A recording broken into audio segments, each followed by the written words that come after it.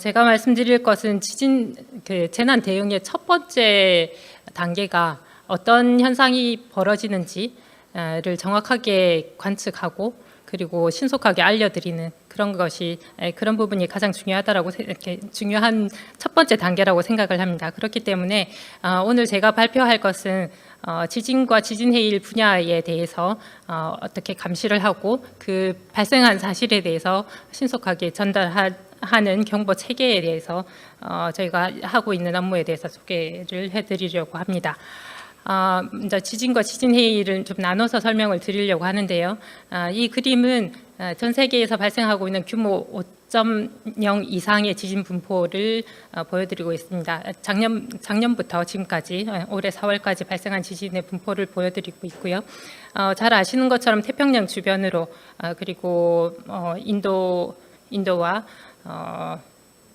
네팔이라든지 이런 여러 지진이 많이 발생하는 지역 중심으로 해서 지진들이 발생하고 있고, 일부 지역에서는 거의 큰 규모의 지진이 발생하지 않는 것을 알 수가 있습니다. 잘 아시는 것처럼 이렇게 지진이 많이 발생하는 곳은 지구의 껍질에 해당하는 지각이라고 하는 것이 여러 개의 껍질이라고 하는 지각판으로 구성이 되어 있고요. 그 지각판이 만나는 곳에서 여러 방향으로 다르게 이동하고 다른 속도로 이동하는 지각판들이 만나는 곳에서 지진이 많이 발생하고 있다는 것을 알고 계실 겁니다. 왼쪽과 오른쪽 그림을 비교를 해보면은 특히 일본 주변에서는 여러 개의 판이 만나고 있는 곳이기 때문에 큰 규모의 지진도 많이 발생하고 있는 것을 알 수가 있고요. 여기 잘 보이실지 모르겠지만 잘 아시는 것처럼 일본의 북서쪽에서는 북미판과 유라시아판이 만나면서 대규모 지진들이 발생하고 있습니다. 앞서 얘기가 나왔던 것처럼 올해 1월 1일 노토반도에서 지진이 발생하면서 지진 해일도 발생했는데 이 판 경계 주변으로 해서 지진이 발생한 것으로 그렇게 파악이 되고 있습니다. 비교를 해보시면은 우리나라는 한반도는 여기 있고요. 그리고 큰 규모의 지진이 발생하지 않는 것으로 그렇게 작년부터 한 16개월 정도에서는 규모 5.0 이상의 지진이 발생하지 않았습니다. 그렇지만 우리나라에서도 한반도에서도 지진이 발생하지 않는 것은 아니고요. 과거 1978년 이후에 우리나라에서 발생했던 지진의 분포를 주요 지진을 보시면 글자가 좀 깨지긴 했지만 경주에서 규모 5.8의 지진이 발생했고요. 1978년 이후에 관측된 지진 중에서는 가장 큰 규모의 지진입니다. 그리고 2017년에 포항에서 규모 5.4의 지진이 발생했고, 그 외에도 규모 5 정도의 지진들이 여러 지역에서 발생하고 있습니다. 내륙뿐만이 아니라 주로 해역에서도 규모 5 전후의 지진들이 많이 발생하고 있는 것을 알 수가 있습니다. 이것을 좀 더 작은 규모까지 보게 되면 앞서서도 이런 그림들이 나오긴 했는데 1978년 이후에 발생한 지진의 분포가 왼쪽 그림을 보시면 왼쪽 지도에 나타나 있고요. 빨간색으로 갈수록 규모가 큰 지진인 것을 나타내고 있습니다. 오른쪽 그래프는 연도별로 발생한 횟수를 나타내고 있고요. 지금 숫자가 여러 가지가 있긴 한데 작은 규모의 지진까지 충분히 관측할 수 있는 관측망이 늘어난 영향도 있고, 그리고 2016년과 2017년에 상대적으로 큰 규모의 지진들이 발생하면서 여진이 잇따라서 지진 횟수가 늘어난 경우도 있습니다. 일반적으로 조금 관측망의 변화에 무관하게 발생 횟수를 비교할 수 있는 게 규모 3.0 이상의 지진이라고 본다면 아래에 있는 것처럼 약 10회 정도, 연평균 10회 정도의 3.0 이상의 지진이 발생하는 것을 알 수가 있습니다. 이런 지진들을 관측하기 위해서 저희 기상청뿐만이 아니라 유관기관의 관측 자료를 이용해서 전국에 약 400개 이상의 지진 관측망을 운영을 하면서 한반도와 그 주변 해역에서 일어나고 있는 지진들을 감시를 하고 있습니다.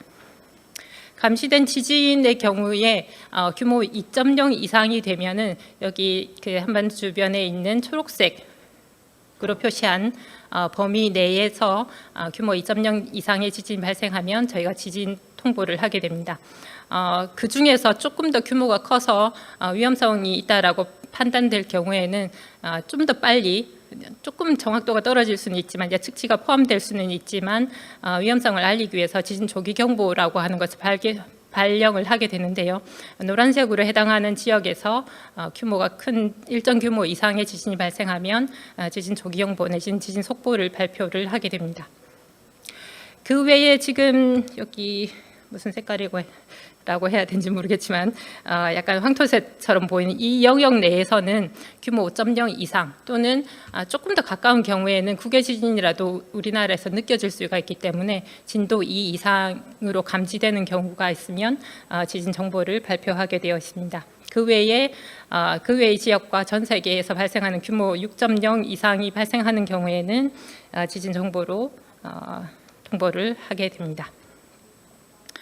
앞서 말씀드린 이 노란색에 해당하는 구역에서 지진이 발생했을 경우에는 조금 그 예측 정보가 들어간다고 하더라도 위험성이 있을 수 있기 때문에 자동으로 분석한 결과들을 발표하게 되고요. 일정한 그 기준 이상의 지진 규모가 되면 지진 조기 경보 내지는 지진 속보로 해서 발표를 하게 됩니다. 규모가 5.0 이상일 경우에는 지진 조기 경보를 발표하고요. 최초 관측되는 첫 번째 관측소에서 지진파가 들어와서 관측된 이후 5초에서 10초 이내에 지진 조기 경보를 발표하게 됩니다. 그리고 조금 더 규모가 작더라도 내륙에서 규모 4.0 이상의 지진이 발생할 경우에는 5에서 10초에 지진 속보가 발표될 수 있도록 준비를 하고 있고요. 실제로 그런 사례 이런 지진 조기 경보라든지 지진 속보를 발표한 사례가 있습니다. 그 외에는 조금 시간을 들여서 그 지진 속보나 내지는 지진 정보를 발표하게 됩니다. 지진 정보는 한 5분 정도 시간이 걸리더라도 상세하게 분석된 정보를 발표할 수 있도록 그런 체계를 갖추고 있고요. 자동 분석에서는 좀 더 빠른 정보를 제공해 드리려고 하고 있고, 수동 분석에서는 규모가 작지만 우리나라에서 발생하는 지진에 대한 정보를 알 수 있도록 분석해서 상세한 정보를 제공할 수 있도록 이렇게 분류를 해서 관리를 하고 있습니다. 이렇게 발표되는 정보는 국민들께서 재난 문자로 해서 휴대폰으로 정보를 받을 수 있게 되는데요. 일정 규모 이상이 되면 전국에 있는 분들이 그 정보를 받게 되고, 규모가 작은 경우에는 일부 지역에서 진앙에 가까운 일부 반경 몇 킬로 이내 이렇게 설정된 구역 내에서 지진 정보를 받게 됩니다. 규모가 커질수록 피해가 커질 수 있기 때문에 그 송출되는 범위라든지 그리고 송출되는 시간 이런 것들이 달라져 있습니다. 보시면 아시겠지만 규모 기준으로 해서 지금 모든 정보들이 제공되는 방식이라든지 제공되는 범위가 달라지게 돼 있는데요. 여기서 규모와 다른 진도라고 하는 개념을 설명을 드리겠습니다. 잘 알고 계시겠지만 진도는 그 지진이 발생했을 때 거리에 따라서 느껴지는 정도가 달라지는 것을 표현을 합니다. 지진이 예를 들어서 규모 5.8이라고 하는 지진이 발생했을 경우에 하나의 지진 에너지를 나타내는 그 규모라고 하는 그 용어가 있지만, 그 외에도 그로 인해서 느껴지는 정도는 그 피해의 정도는 거리에 따라서 또 달라질 수가 있기 때문에 그것을 나타내는 것을 진도라고 하고요. 우리나라에서 사용하고 있는 진도 계급은 12단계로 나눠져 있습니다. 1에서부터 10위까지 나눠져 있는 건데, 그 중에서 진도 5 이상일 때 피해가 발생할 수 있고요. 그래서 진도 5 이상인 경우에는 좀 더 신속한 정보 제공이 필요할 것으로 판단이 되고 있습니다. 그래서 앞서 말씀드린 것처럼 지금 현재의 지진 정보를 제공하는 체계, 그리고 그 통보를 하는 체계는 규모를 기준으로 해서 일정 규모 이상이면 어떤 정보를 제공한다 이런 식으로 돼 있는데, 향후에는 느끼는 정도, 피해의 정도를 좀 더 고려해서 통보하고 그 재난 문자를 발송할 수 있는 체계로 전환해 나가려고 계획을 하고 있습니다. 올해는 저희가 중점적으로 하려고 하고 있는 것은 현재 그 광역시도 단위로 해서 재난 문자를 발송을 하고 있는데, 그것을 좀 더 세분화해서 시군구 단위로 해서 오른쪽과 같이 이렇게 느껴질 수 있는 범위를 좀 더 세분화해서 그 해당하는 지역에 대해 재난 문자가 나갈 수 있도록 정비를 하고자 합니다.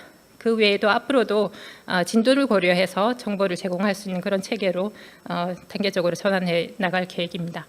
이렇게 발표된 정보들은 오른쪽에 있는 것처럼 TV나 재난 문자뿐만이 아니라 아래에 있는 것처럼 중앙행정기관이라든지 여러 기관들에서 운영하고 있는 재난 대응 시스템과 직접 연계해서 정보를 제공할 수 있도록 바로 직접 정보를 받아서 대응에 들어갈 수 있도록 그런 체계를 운영을 하고 있습니다.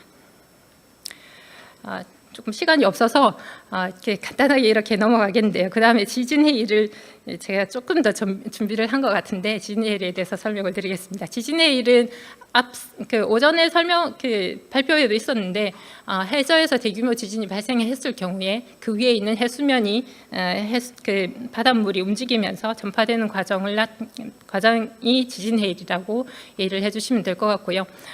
이 그림에 있는 것처럼 해저에서 지진이 발생하면 그 위에 있는 바닷물 전체가 움직여서 해안으로 전파되는 그런 과정을 거칩니다. 그렇기 때문에 해안으로 올수록 여기 그 깊은 곳에서 움직였던 바닷물들이 모두 해안까지 들어오기 때문에 파고가 더 높아지고 그리고 내륙까지도 내습할 수 있는 그런 조건이 됩니다. 그래서 내륙까지 들어와서 피해를 일으킬 수 있기 때문에 위험성이 있다고 얘기를 할 수 있을 겁니다. 전 세계에서 발생하는 지진 해일 중에 약 80%는 대규모 지진에 의해서 발생합니다.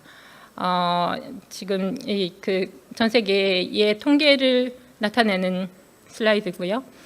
대부분의 지진 해일은 지진에 의해서 발생하는데 그 외에도 나머지 약 20%는 해저에 화산이 분화하거나 화산섬이 분화해서 그 바닷물이 영향을 받아서 전파하는 그런 현상으로 발생하는 지진 해일이 있고요. 그 외에도 해저 사태라든지 산사태로 인해서 이렇게 바닷물에 영향을 줬을 경우에 지진 해일이 발생하기도 합니다.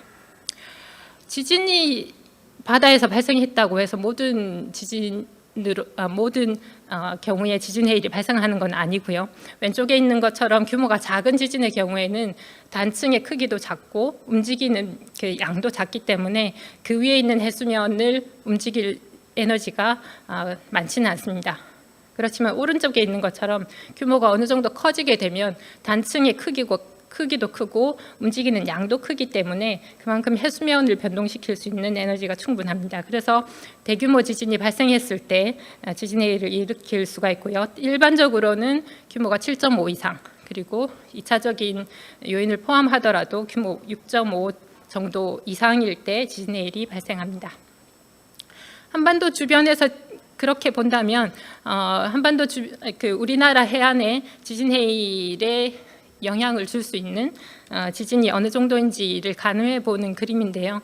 일본 주변에서 규모 7.5 전후가 발생하면 그 이상의 지진이 발생했을 경우에 우리나라에 영향을 줄 수가 있고요.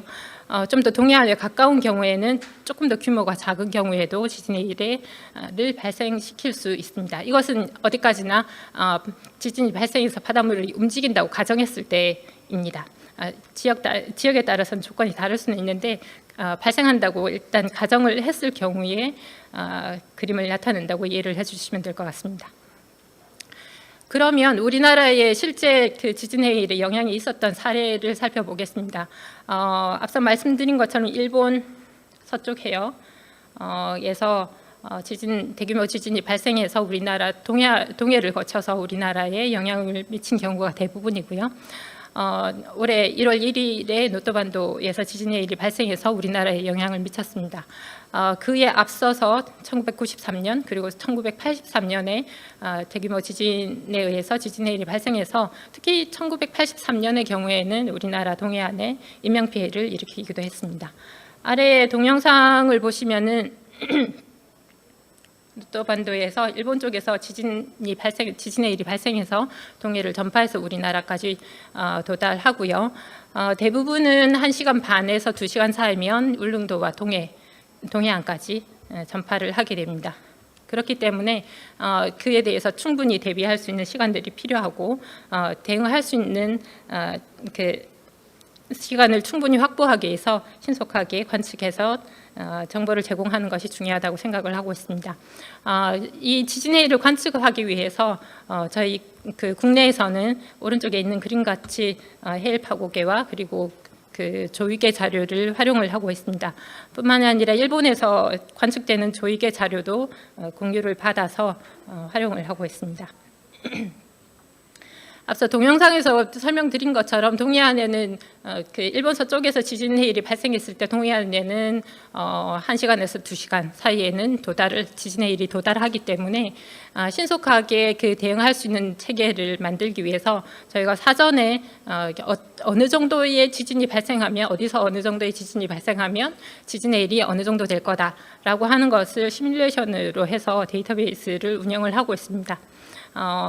파란색에 있는 경우에는 조금 더 작은 규모의 지진까지 고려를 해서 우리나라 그 해안에 대한 도달 시각과 예측되는 파고를 계산을 해서 DB를 가지고 있고요.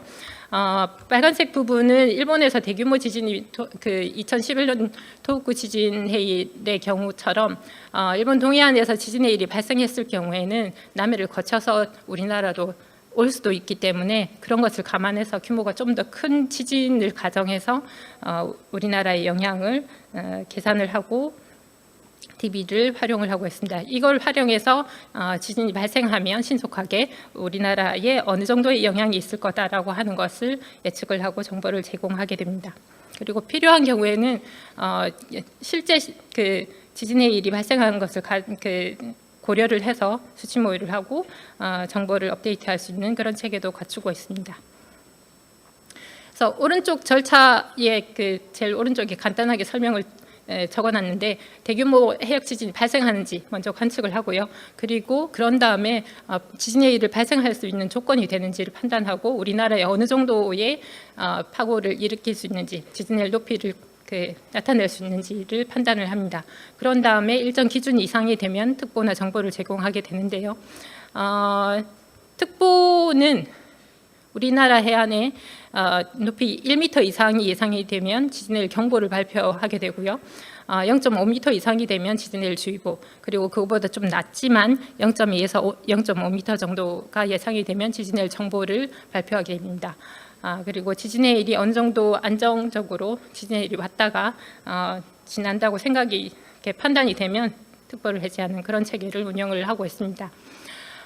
지진의 일의 그 특보 기준을 아까 미터 단위로 말씀을 드렸는데 지진의 일 경보는 1m 이상인 경우 그리고 지진의 일 주의보는 0.5m 이상인 경우에 발표를 합니다. 오른쪽에 보여드리는 것처럼 풍랑주의보나 풍랑경보의 경우에는 3m, 5m 되거든요. 이 높이가 많이 차이가 나는데 0.5m에도 그렇게 위험한가, 특보를 발표해야 되는가라는 것을 생각을 할 수가 있습니다. 오른쪽에 있는 예시처럼 이건 일본에서 가져온 자료, 일본 지자체에서 활용하고 있는 자료를 가져온 건데요. 0.3m가 되면 지진의 일 높이가 0.3m가 되면 사람들이 제대로 움직일 수 없다고 합니다. 그래서 대피하기가 어려운 거죠. 그리고 0.5m 이상이 되면 가옥의 1층이 침수되기 시작하기 때문에 그만큼 높이가 낮더라도 지진의 일의 경우에는 위험도가 더 높다라고 하는 것을 알 수가 있고, 왼쪽 아래에 있는 것처럼 일본 기상청의 경우에도 지진일 특보 기준을 좀 더 높은 높이에서 세분화하고 있지만 0.2m 주의보의 경우에는 0.2m 이상일 때 지진일 주의보를 발표하는 체계로 운영을 하고 있습니다. 시간이 조금 한 1분 정도밖에 없는데 간단하게 올해 1월 1일 노토반도에서 발생했던 지진 해일에 대해서 간단하게 설명을 드리겠습니다. 일본 노토반도에서 대규모 지진이 규모 7.6의 지진이 발생했고 내륙과 해역에 걸쳐서 단층이 움직였습니다. 우리나라에는 1시간 20분 30분 이후에 우리나라에 지진의 일이 도달했고요. 오른쪽에 파란색으로 보이는 게 울릉도 그리고 동해안에서 관측된 지진의 일 파형을 보여드리고 있습니다. 위치마다 높이가 다르고요. 도달한 시각도 다릅니다. 그래서 오전에 잠시 도달 시간 얘기가 있긴 했는데 이거는 저희가 그 시나리오로 계산한 것에서 어느 정도 불확실성을 생각을 해서 도달 시간을 잡는 시점이 조금 차이가 있었던 부분이 있었고요. 최종적으로는 저희가 관측된 자료를 통해서 지진의 일 높이와 도달 시각을 분석을 했습니다. 최대로는 그 묵호에서 82cm 정도의 지진의 일 높이가 관측이 됐습니다. 그렇지만 지진의 일 높이의 경우에는 그러니까 특히 그 특수한 지역이라든지 지형 조건에 따라서는 조금 높아지거나 기상 상태에 따라서도 높거나 낮아질 수 있는 효과가 있어서 상세하게 설명은 안 드리겠지만 그런 효과들이 좀 더 종합적으로 반영이 된 것으로 분석을 하고 있고요. 그 부분에 대해서는 우리가 앞으로 어떻게 좀 더 정확한 정보를 제공할 수 있는지에 대해서 연구 개발을 진행을 할 예정입니다. 마지막으로 오른쪽에 있는 것처럼 1983년과 2024년에 속초 관측소에서 관측된 지진의 일 파형을 보여드리고 있는데 화살표에 보이는 것처럼 이게 20시간입니다. 그래서 지진의 일이 최초 관측된 이후에 약 하루에 가까운 시간 동안 바닷물이 이제 움직인다는 것을 알 수가 있고요. 지진의 일의 경우에는 한 번, 두 번 이렇게 관측됐다고 해서 위험성이 없어지는 게 아니라 충분한 시간 동안 대피를 해야 되고 그만큼 그거에 대한 정보와 그리고 대응할 수 있는 체계를 갖추고 있어야 된다라는 것을 알 수가 있습니다. 그래서 저희 기상청에서도 이와 같은 이런 조금 장시간에 대해서도 대응할 수 있도록 좀 더 정보를 제공하는 체계를 정비해 나갈 계획이고 그런 것에 대해서는 좀 개선이 된다든지 정비가 된 이후에는 각 기관에 정보를 공유할 수 있도록 그렇게 할 예정입니다. 네, 이상입니다.